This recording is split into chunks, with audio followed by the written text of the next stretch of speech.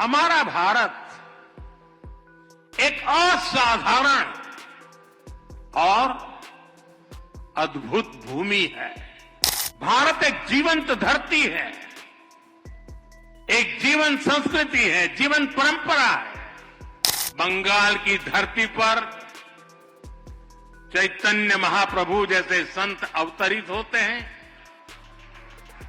पश्चिम में महाराष्ट्र में संत नामदेव, तुकाराम और ज्ञानदेव जैसे संतों का अवतरण होता है।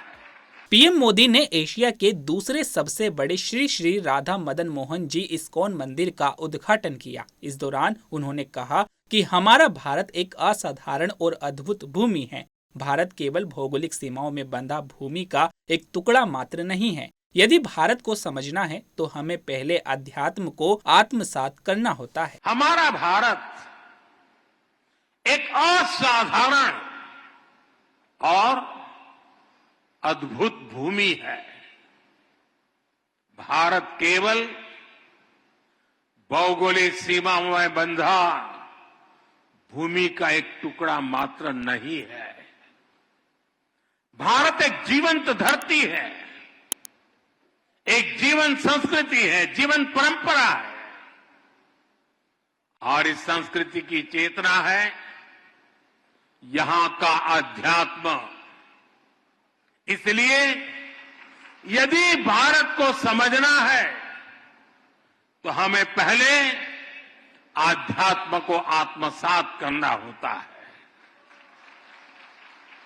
जो लोग दुनिया को केवल भौतिक दृष्टि से देखते हैं, उन्हें भारत भी अलग अलग भाषा और प्रांतों का समूह नजर आता है। लेकिन जब आप इस सांस्कृतिक चेतना से अपनी आत्मा को जोड़ते हैं, तब आपको भारत के विराट रूप के दर्शन होते हैं। तब आप देख पाते हैं सुदूर पूरब में बंगाल की धरती पर चैतन्य महाप्रभु जैसे संत अवतरित होते हैं।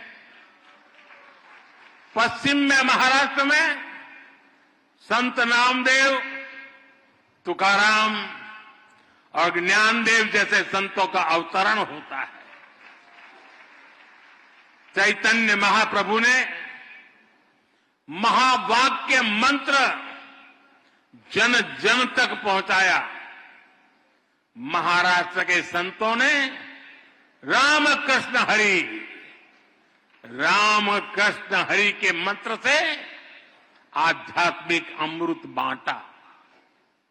संत ज्ञानेश्वर ने ज्ञानेश्वरी गीता के जरिए भगवान कृष्ण के गुण ज्ञान को जनसुलभ बनाया। इसी तरह श्रील प्रभुपाद जी ने इस्कॉन के माध्यम से गीता को लोकप्रिय बनाया। गीता की टीकाएं प्रकाशित कर उसकी भावना से लोगों को जोड़ा। अलग अलग स्थानों पर जन्मे ये सभी संत अपने अपने तरीके से कृष्ण भक्ति की धारा को गति देते रहे हैं। इन संतों के जन्म काल में वर्षों का अंतर है, अलग अलग भाषा, अलग अलग पद्धति है, लेकिन बोध एक है, विचार एक है, चेतना एक है।